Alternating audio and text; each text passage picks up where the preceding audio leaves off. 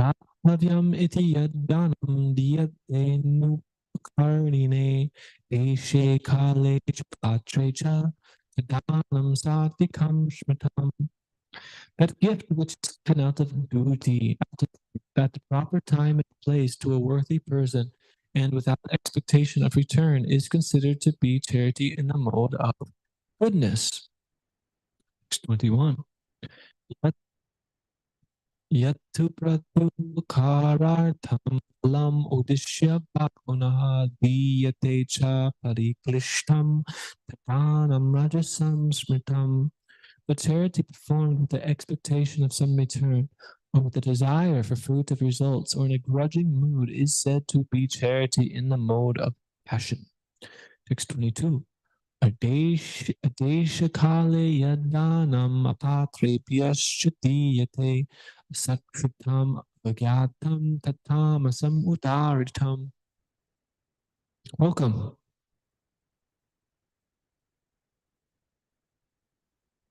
And charity performed at an improper place and time and given to unworthy persons without respect and with contempt is charity in the mode of ignorance.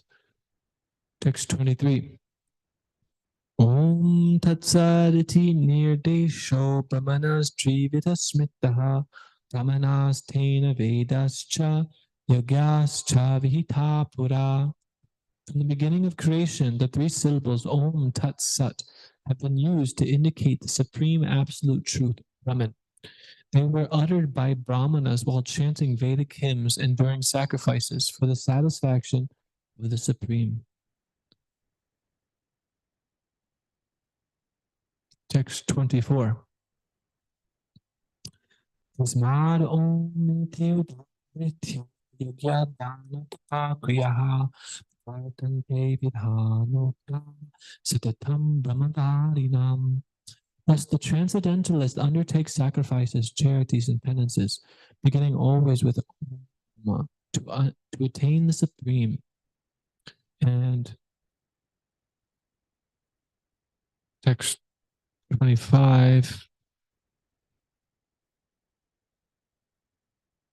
We're supposed to start at, oh, where did we start on 14? Oh, is that what's written here?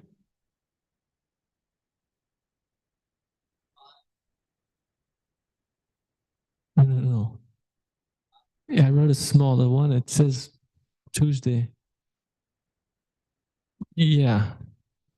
So we'll just go back to text 14.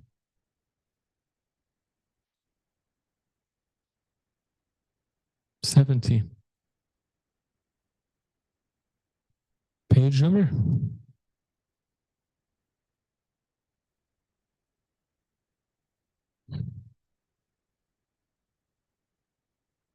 Page number 764. Text 14. Janam Shocham Arjavam Brahmacharyam Ahimsa Uchite. The austerity of the body consists in this worship of the Supreme Lord, Brahmanas, the spiritual master, the superiors like the father and the mother.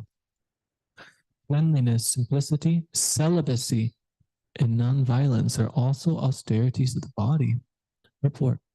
By His Divine Grace, A.C. Bhaktivedanta Swami Prabhupada, Srila Prabhupada Ki Jai. The Supreme Godhead here explains the different kinds of austerity and penance. First, he explains the austerities and penances practiced by the body.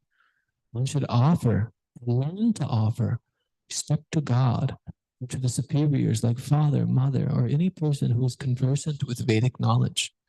These should be given proper respect. One should practice cleansing oneself externally and internally, and he should learn to become simple in behavior. He should not do anything which is not sanctioned by the scriptural injunction. He should not indulge in sex outside of married life, for sex is sanctioned in the scripture only in marriage, not otherwise. This is called celibacy. These are penances and austerities as far as the body is concerned. Questions? So,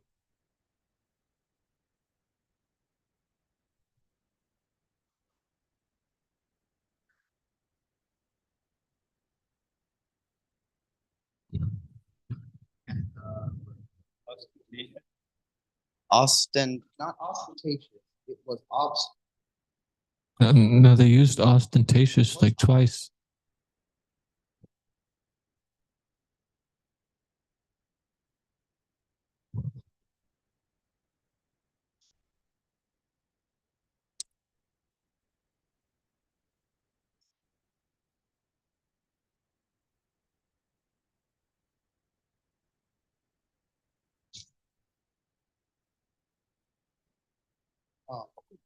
Which was the word? Ostensibly? There's ostentatious, there's obstinate. Which one was it? Obstinate self-torture. Yes, obstinate self-torture was. My understanding of this is just really doing something that's not good, self-torture and obstinately, the natural law of order is self-preservation, to take care of oneself. Obstinate means going against that, rebelling against that, doing something, he said, rebellious to that, which is just somebody cutting themselves or choking themselves, some kind of thing that they get some kind of pleasure from. Because why do we do penances and austerities? We're all doing austerities for some reason, to get some result. So some people spend their whole life going to school, studying as an austerity so they can get in a nice position to get money. Some people go through austerities of, lifting weights and, going to the gym so they can be healthy, but ultimately, be attractive for the opposite sex. It's usually the motivation for such things.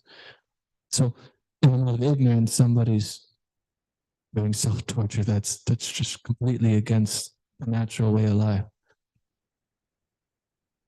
Oh, yeah. That's why I was trying to clarify, because everybody's throwing out like these words that sound similar. I want to see which one's which. All right, but so you're familiar with the Bhagavad Gita? Oh, nice. This is the Bhagavad Gita. We study this every evening. This comes from India origin, ancient India. It's about 5,000 year old at least. It's spoken by Lord Krishna, spoken on the battlefield to Arjuna. You could see on the cover.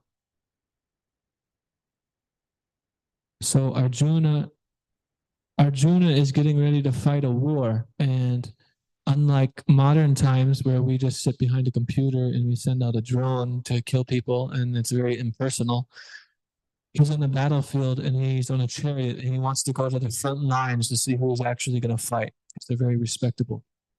And when he goes there, he sees on the other side his teacher, his grandfather, his cousins, everybody he knows is on both sides. So he thinks, okay, if I fight, there's no way I can enjoy the kingdom, because there's going to be blood on my hands. It's going to be bad. And if I lose, then I die, and everybody I know dies. So it's a bad situation. So then he turns to Krishna in a state of, disarray, where he doesn't know what to do. And he surrenders unto Krishna for spiritual wisdom. And Krishna begins speaking this wisdom, beginning with the teaching that you're not your body. You're actually a spiritual being within your body. The body is just a vessel, like a machine. Similar, like I'm seeing many cars go by because the door is open. You get in the car seems like it's alive because there's a person in there operating it, moving it. Just like the body's only alive because there's a person, the soul, the spirit within the body. We may see somebody of the opposite sex and we find them very attractive, but they may drop down dead with a heart attack, and then really, really quickly you're not attracted to the body anymore. So really, you're actually attracted to the spirit within. The spirit is the living force. Everything else is just static. It's dead. So because the spirit is inhabiting this matter, this vessel, then it appears to be alive. And this is happening on the micro scale with us, and on the macro scale with the whole universe, with the Lord entering into the universe and creating so much life and movement and activity. So Krishna, he begins the Bhagavad Gita by speaking this truth, and then he elaborates on so much philosophy to convince Arjuna why he should act and to perform his duty, but do it in the proper mood, the proper consciousness, because there's different factors of the material energy which affect us in different ways. And if we act under the influence of these, they have a different effect on our consciousness. So if one is longing for more and more possessions, more and more wealth, it's very rare that the person will actually reach satisfaction. They'll get this money, they'll get this wealth, they'll get this woman, they'll get this, husband, whatever it may be. And after some time, it's not enough. You want more, you want more, you want more. So the reason why Krishna is speaking this particular portion of the Bhagavad Gita, he's beginning to elaborate on the modes of material nature, is because in the previous chapter, who remembers what was in the previous chapter? Without looking. It's chapter 16. Yes, the divine and demoniac natures. And what does Krishna explain mostly? The mentality of the demoniac person. Do you remember that mentality? How do they think? Somebody can find it if this is a good one.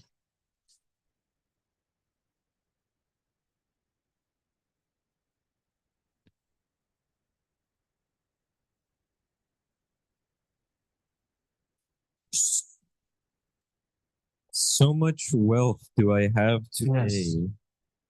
and I will gain more according to my schemes.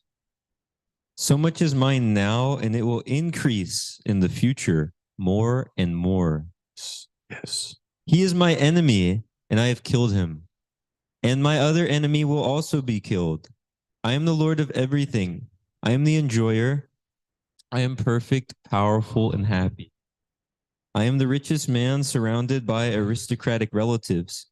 There is none so powerful and happy as I am. I shall perform sacrifices. I shall give some charity, and thus I shall rejoice.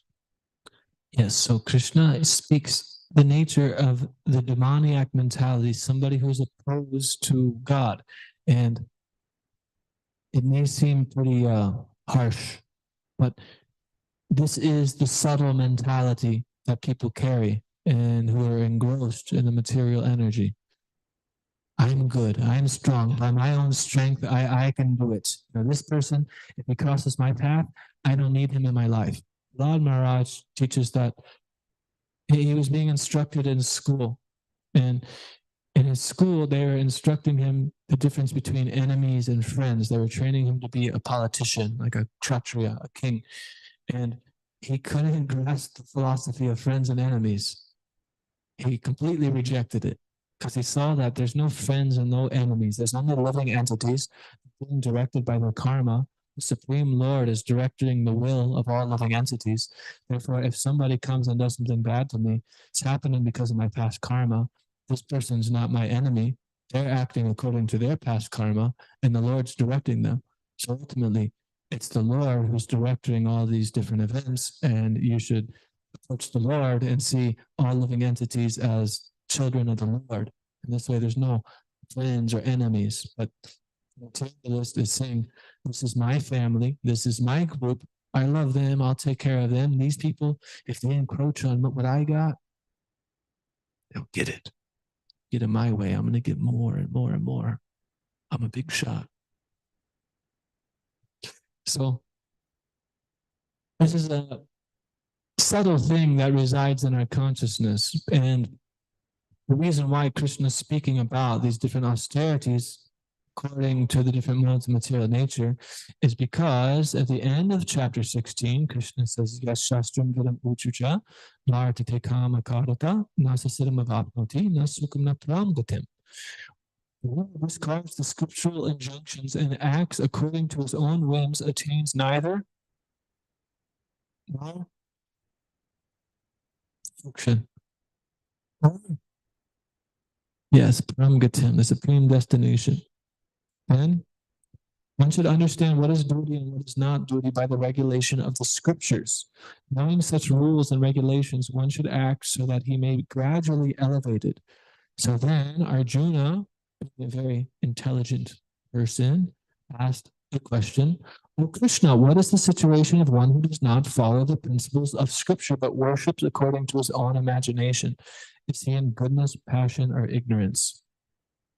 So he's inquiring about that position of somebody who disregards the scripture and acts according to his own whim, which is pretty much 99% of the world we see around us. People are not following the direct instructions given and laid out by God, or even if they are in a particular path or faith, there's not a clear-cut agenda and path to walk and follow. There might be some nice sentiment and stories, but hardly is there a strict philosophical view of how to actually navigate through life. So then Krishna is elaborating on different examples of how people are acting according to being affected by the material energy in different ways, namely goodness, passion, and ignorance. And then we got to the point where he's describing these different austerities, which he begins by describing the austerities of the body, then speech, and then the mind. And he said, this threefold austerity practiced by men whose aim is not to benefit themselves materially, but to please the Supreme is of the nature of goodness. So these threefold austerities of body, mind, and speech, this is what we are meant to cultivate and practice, because this will help elevate our consciousness to a higher state and naturally be free from the modes of material nature. And Krishna is saying this because Arjuna asked, what about the people who don't follow the scripture? So this helps bring us into a state where naturally our life will, align with the scripture, and it'll be very easy to follow that. When we're first coming to hear the rules and regulations and etiquette that is coming down through the scripture, it can seem kind of weird or tough to digest, or, purifying or whatever may be there. This is only because we're coming from a degraded state. I'm just thinking like, when I was younger, I used to do some not so sattvic things, and I'd hang out with some not so sattvic people. You go to some wild parties or something, people are acting kind of crazy. And if you take them and put them in a place where, people are dressed up in like a suit and nice fancy clothes, they're going to feel really out of place. They're like, why are these people doing like this? I don't understand. But, people who are civilized can see, oh yeah, these people are like clean. They're wearing nice clothes. They're not just like spending all their money on drugs. They're actually like working and making money. So the point is, when you take somebody out of their element and put them in like a higher element, then you naturally feel like this doesn't make sense, even though one's clearly better. So similarly, devotees, we're cultivating a certain atmosphere that's based on transcendental reality, which is loving devotional service towards Lord Krishna at all times.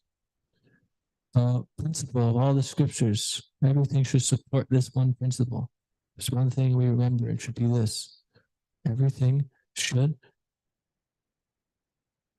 help us in our service to Krishna, and anything that is not helping us in that service to Krishna should be rejected. So that we should always remember the Supreme Lord and never forget him. So everything is meant to facilitate this principle. That everything is favorable for devotional service, for connecting to God, we accept. Whatever is unfavorable, we reject. So we practice to remember Krishna at all times and never forget him. It's easy, right? Yes, simple for the simple, but for the complex, This is why we need to hear from the Shastra to convince us why we need to practice these austerities. Practice these austerities of body, mind, and speech. So, austerities of the body, again, are worship of the Supreme Lord, the Brahmanas, the spiritual master, and superiors like the father and mother. So, you have a body, and you have to realize that your body is in a certain place in society, and you're not the king, you're not God. You were born from somebody raised you. The Brahmanas, the spiritual master, they provide knowledge of Vedic culture of how we actually act so we can be free from this material encumbrance. Krishna is the supreme cause of all causes. So naturally, we're indebted to these things. So we need to use our body to show our debt, you could say. And then simplicity, celibacy, nonviolence, also austerities of the body. This is like for our body ourselves. We have to maintain our body and keep it clean. We have a car and we're driving around to use it to go to work and do the things that we need to do, go shopping or whatever. You have to change the oil. You have to make sure the windshield wipers work. You got to check the tire pressure. If not, how are you going to use it? How are you going to we got to go similarly. We have to keep the body clean. To maintain the body, it's a machine given to us by Krishna. But most people are using this machine in an improper way. We're using it trying to enjoy the material energy for our own pleasure, which actually causes distress. But the real purpose of this machine is so that we can use it to serve the Lord. So keeping the body clean also helps keep the mind clean, and vice versa. And good health, it's necessary. I'm just thinking, if you have a room that you stay in, and you have like a little desk there, but the room's all cluttered and there's all this stuff on the desk, and it's hard to think, okay, I just want to sit down and like write or read, because you're always like, all these things are bombarding you all the time. So the more things are clean, then the more our mind is naturally more like open and focused. It's not so cluttered. It's like that the world around us is just a projection of our inner world. So if we keep our body dirty, our room dirty, the world around us, I do service, I do it very fast, and I often spill things and leave things a little dirty or sticky. It's all a reflection of our consciousness. So as we continue to practice devotional service, very important to be keen on this and always dial in and always fine tune ourselves so we can render better service to Guru and Krishna, always being mindful of activities and actions and how we can improve. Simplicity, like Rishi said, this is simple for the simple. It's to keep things simple. The body is the body. It needs some maintenance to take care of it, but it's not going to last forever. So do what we need to do, but keep it simple. Don't go excessive on the body. Don't go excessive on these material affairs. Celibacy.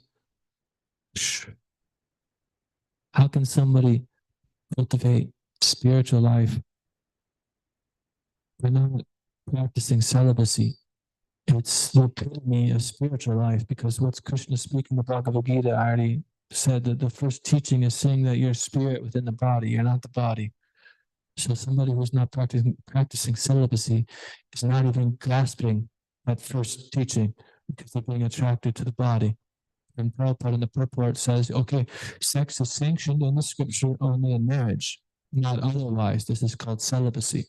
So if somebody has the desire, then there's a certain way to carry this out within the Vedic culture so that one can become purified and still approach Samgatim, the supreme destination.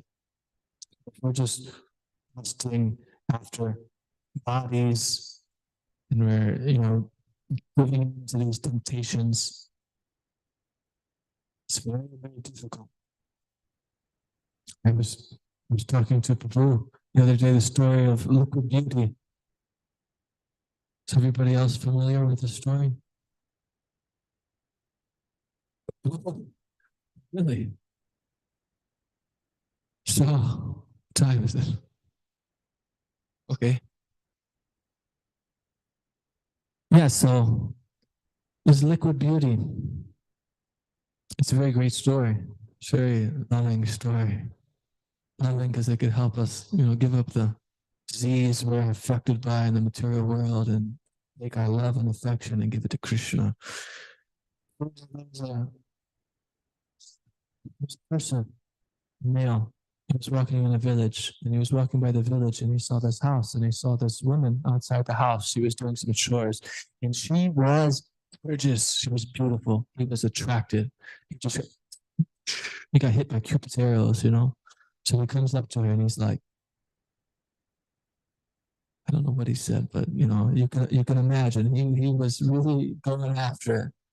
I want your hand. I want you. I want to take you out on a date. So she says, surely I'll give you whatever you desire. I will reciprocate with your affection. So come back in 1 week's time. I will make some preparations. And when you come back, then we'll go from there. So he leaves, and the whole time he's eagerly waiting. He's so anxious, Such a beautiful lady is going to take me. You die. Glory. So he's excited. And he comes back 1 week later.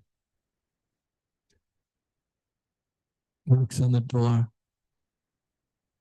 Who opens the door? This old lady. She's like, not old, but she's sickly looking, skinny, skin, like black marks on their eyes. You can see like people who are sick, and maybe the disease hasn't manifested. You could see oh, this person doesn't look so healthy. Imagine somebody who has cancer and they go through chemo, they have to shave their head. You're like, all right, something's off here. So, this person opens the door and he's like, yes, my dear woman, I've come for my lady friend. She promised me to come out and enjoy with me. Where is she? And she's like, oh, don't you recognize me? It's me. And he's like, no. That young, beautiful one, the attractive one, the gorgeous one, the one I fell in love with. She's like, no, that's me. He's like, what? No way. Can't be. And then she goes to describe how, see, you weren't actually attracted to me.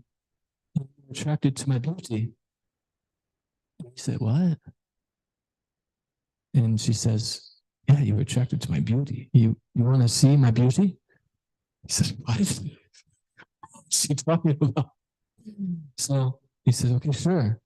So she walks him inside and she shows him her beauty.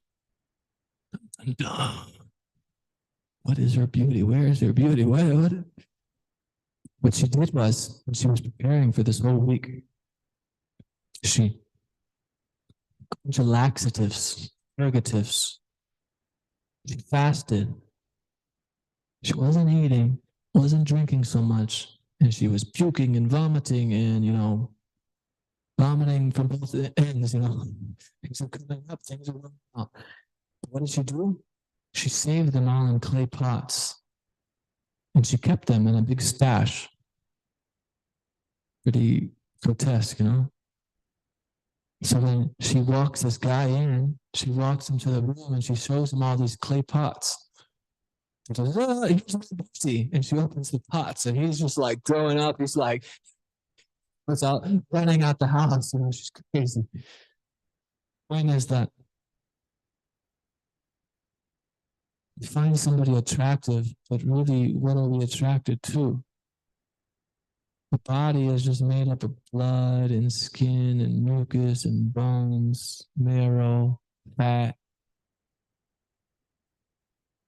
And we completely lose our whole intelligence. I mean, it's crazy. I've thought about it before where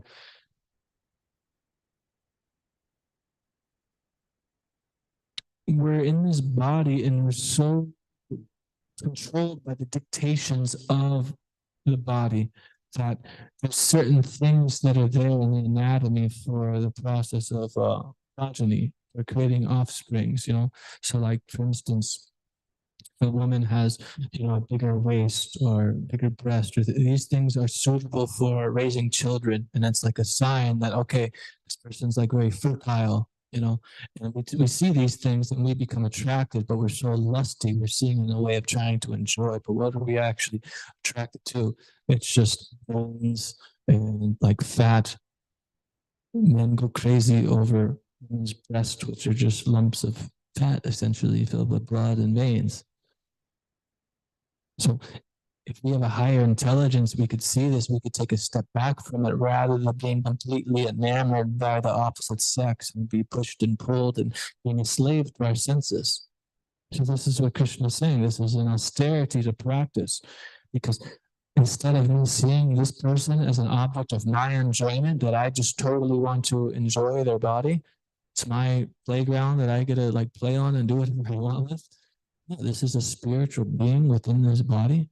They're a spiritual being just like me. The purpose of life is to devote our lives to God, to understand our spiritual realization. So the whole point of the Vedic culture is that we get married. So there's partnership, relationship, and the foundation of the relationship is adhering to Dharma, which is taking the process of following the Vedas and ultimately coming to the pinnacle of worshiping the Supreme Personality of Godhead. So nothing wrong if somebody is attracted to the opposite sex, if they're married, but you have to take this propensity and put it in a way that's facilitating devotional service. Because if we're doing activities that's not connected to the Supreme Lord, then this is called Maya, illusion. Completely stuck in illusion, thinking that we're going to find some kind of enjoyment and happiness in the material world. What does Krishna say? He says, Yehi samstarsha jaboga dukkhayanaya evate. What's that line? In the G. Yehi samstarsha jaboga dukkhayanaya evate. Adi antivanta kansaya. Teshu te buddha. Since the wise does not take delight in pleasures that adi antivante, they always have a beginning and an end. Beginning and an end. So a wise person can see that, okay, I do this activity because it seems really exciting and I'm like really hankering after it and like it'll be so good. But then you do the activity, you feel satisfied that I relieve that itch, and then an hour later, a week later, sometime later, that itch comes back and it comes back stronger and stronger and stronger. Krishna says that trying to destroy our material desires, with lust, it's like trying to put out fire with fuel.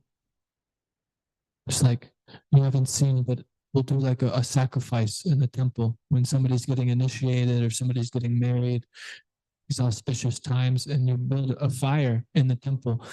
And it's a Vedic sacrifice. It's a very like ancient ritual. And you build this fire, and the fire is representing Vishnu. And you pour ghee in the fire. And when you're pouring ghee in the fire, the ghee is melted, it's liquefied. So when you pour ghee in the fire kind of goes out. It doesn't put it out all the way. And because there's coals and embers there, then the ghee gets hot and it burns, then it just. Psh. So the point is, taking to material sense gratification, it relieves that itch for some time. So it's like putting the ghee on the fire. It kind of goes out. Okay, now I'm peaceful. I don't need that thing I was going crazy about. Then sooner or later, it burns, and you want it again. You want more. In this way, settled in our mind. So I'm running out of time, but I wanted to speak on this. Text 16, he says, in serenity, simplicity, gravity, self-control, and purity of thought are the austerities of mind. So serenity In the new edition of the Bhagavad Gita, it's translated as satisfaction. This word, sada. It says here, satisfaction of the mind. So I meditated on this a lot. It's an austerity. Like these are austerities, meaning things that we have to practice to cultivate the right consciousness. So it's an austerity to practice satisfaction, to always look to be satisfied in the position, the cards that we're dealt. And of course, sometimes, it's like if my leg breaks, I'm not just going to sit there and be like, I'm satisfied, I have to go do something about it. So maybe we're in a bad situation and we need to make changes. But the point is, it is an austerity to practice satisfaction in all circumstances. And if one truly realizes this, and the dilemmas that we face of being unsatisfied or unhappy, it's all in our inner world. Because if I'm unsatisfied here and uneasy here, then I go there and I go there, I'm going to face the same exact problems when I go here and go there. It's only a matter of time before they come up. The example that's given in the Srimad Bhagavatam, there's a few different accounts of different sages. They live like a python. You've heard of this before? There's like a Sanskrit word for this, isn't there? Like, I don't know, but they take up the path of like python, which means they just live on the ground and just roll around and like slither here and slither there. If food comes, try. If food doesn't come, try. They're just at the mercy of the Lord, and they're just completely beyond the material world. So they've mastered this austerity of being satisfied. They're just completely undisturbed by what's around, because the material world, it has nothing to do with the true nature of the self. The true nature of the self is to be blissful or eternal. We can't die. Isn't that awesome? We can't die. Everybody's afraid of death. All death is changing our body and going to another body. Krishna, he says in the Bhagavad Gita that, I forget the Sanskrit, but the subtle body is being carried from one body to another body, just like the wind is carrying aroma. So like if you've ever been by like a field, or like Jagannath was cutting grass the other day, and at this time of year, a lot of wild onions grow. So then you can generally smell onions for like a few blocks around, And depending on which way the air is blowing, it's carrying that aroma. You can't see it because it's subtle. It's more subtle than, the gross matter, but it's matter, and the wind's carrying it. So similarly, our subtle body, our mind, our intelligence, and our ego, our sense of self, is carrying us to another identity. So when we die, we're so afraid to give up my life, myself, my family, my everything, my dreams, my desires, my passions, my kids. This is just temporary. It's not factual. And in the Bhagavatam, it describes how families or friends, for that matter, come together. It's just like sticks coming together in a river. Sticks come together with a current. They come together. Sometimes there's like a little eddy. It spins around, and then they go downstream, and then it splits apart. So this is all that happens. We have a family, just some sticks that come together in the river, and then eventually they split apart. But when we come to association with devotees, it's different. Because devotees are sadhus, it's sadhu sangha. Devotees are living in with the transcendental reality. They are sat. Sat means eternal. There's sticks in the river, but our family, our friends, all in the material realm. It's asat. It's temporary. And whatever's temporary has no value. No value. But if our family is favorable, friends favorable to devotional service, or they support us in our attempts of devotional service, then that's very great. And then it's not like it should be rejected. And if something is, like I mentioned earlier, whatever's favorable for devotional service should be accepted, and whatever's unfavorable should be rejected. So, almost out of time. I could keep going on all these points. It's very nice. Thank you, everybody, for listening. Does anybody have any questions or comments or doubts? Yes, Purple G.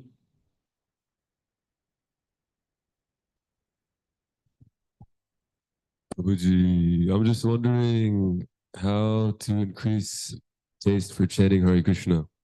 By chanting Hare Krishna. You chant Hare Krishna, and the result is more chanting Hare Krishna. Well, actually, so there's 10 offenses against the holy name. This is what's preventing us from getting a taste. So we need to study these 10 offenses and be mindful of them. And actually, a lot of temples I go to before they chant japa, they recite the 10 offenses. So then over a quick time, it's like lodged in your mind. And sometimes when I've been chanting japa, and like I have no taste, my mind's all disturbed. Sometimes I'll sit and just kind of like quickly reflect on the 10 offenses and just be like, okay, I'm definitely like committing this one. I'm definitely committing this one. Maybe this one, not so much. So this is what's preventing us from getting the taste. But in Harinam Chintamani, Bhaktivinoda Thakur, he goes through all these 10 offenses and he gives the remedial measure for committing the offenses. And I'm pretty sure all but one. There's different measures. If you do this, then do that. But ultimately, it's chant the holy name, except for Vaishnava Bharat, where we should go beg for forgiveness to the devotee that we offended. And we may not even be aware of our offense against the devotees. So we should pray to Krishna to enlighten us, that when we do make offenses, that we can be aware so we can correct our activities, or pray to Krishna to teach us and guide us. And in the morning, every morning, we but we shouldn't say this like a parrot and a robot. Like it should be a fixed meditation of like, I'm dependent upon the Vaishnavas and I commit so many offenses every day. Please forgive me. So that being said, the more we chant the holy name, the more we get a taste for it. Because I mentioned this often to some devotees. It's like you gotta take that honey bottle and you gotta take the cap off and you gotta taste the honey. So it's like we're like trying to lick the outside of the bottle, we have to like take the cap off. Krishna is a person. This Maha Mantra is a person. It's a relationship. We're trying to surrender to Krishna. If we do it just mechanical, it's very difficult to develop taste. We need to pray to Krishna. Krishna. Prabhupada says the Maha Mantra is like a baby crying out to its mother. So like imagine there's a baby downstairs, and the mother's like sitting up here and the baby's like crying. Everybody's aware, but the mother's like hyper aware. And the baby's just thinking, help, help, help. I go downstairs and I pick up the baby and the baby's like crying louder, But the mother picks it up and it's satisfied. So we should chant with this intensity, like Krishna, I'm dependent upon Krishna, help Krishna, please engage me in your service. And Krishna's a person. We can't hide from Krishna. We can only lie to ourselves. So we should lie to Krishna. Krishna, I'm trying to chant your names, but I have no taste. I'm convinced that this is the right thing to do, but I don't have a taste. Please help, give me a taste so I can actually open that cap off the honey bottle. Krishna is a person. Krishna, he reciprocates with our degree of surrender. Hey, brother, downstairs we have some food. Before you leave, you can feel free to take some. It's very good. Yeah. Thank you for coming. So yeah, that's a whole other topic I could speak more on, but that's just a few things that come to my mind. But Krishna is a person. We have to open up our heart to Krishna. Because if we just chant mechanically, hey Krishna, Krishna, I'm gonna fall asleep, I'm gonna get bored, I'm gonna lose taste. It's a dynamic relationship. And in that dynamic relationship, that's why the offenses are so pivotal. The Sanskrit word for offense is aparad, aparad. So, like radha is loving devotion, aparad, which takes one away from loving devotion. So it's not like a impersonal thing where like, I broke this rule and now there's a sanction. No, like you're doing something that actively takes you away from the love and devotion. It's going against what you're trying to cultivate. So then naturally Krishna's, a little bit more distant. But the more, even though we're committing offenses, we should beg and cry. Like literally get on our hands and knees and beg and cry. Krishna. There's no other way. Gaur Govinda Swami, he'd often say that, our temples, they're crying schools. We should learn to cry out to Krishna, cry out for his mercy. This was what the Srimad Bhagavatam is there. It's filled with so many devotees having realizations through different events and offering their prayers and submitting themselves to the Lord. So by connecting with that, it fills our consciousness with a way to properly approach the Lord. And then when we do so, we should do this in a very sincere way. And if it's not sincere, we can tell Krishna, I'm not sincere. I'm doing this mechanical. Please help me, see beyond this. Pray to Prabhupada. Pray to our spiritual master. Pray to the Parampara. Because they've left so much works in their bhajans, their books, to give us the proper mood to approach Krishna. So we have to follow in their footsteps. And if we can't do that, we gotta, like it said that we have to cry for Krishna. And if we can't cry for Krishna, we have to cry that we can't cry for Krishna. And if we can't cry that we can't cry for Krishna, then we need to cry that we can't cry to cry. And I remember the first time I heard this, I was like, what? That doesn't make sense. And I thought about it and it's like, okay, let me try it. Let me cry to Krishna, like cry because I can't cry to Krishna. Then put you more in the proper mood of what chanting is actually all about, is that we're calling out to Krishna for his mercy. So it's a good question. I love talking about japa, especially like, I wish there was a time to talk about japa, like right before we did japa. So it's good in the nighttime, so we can try to implement more in the morning. But yeah, learning the 10 offenses is important. Okay, any other final thoughts or comments or doubts, concerns, questions, challenges, reflections? Srimad Bhagavad Gita as it is. Ki Jai, Srila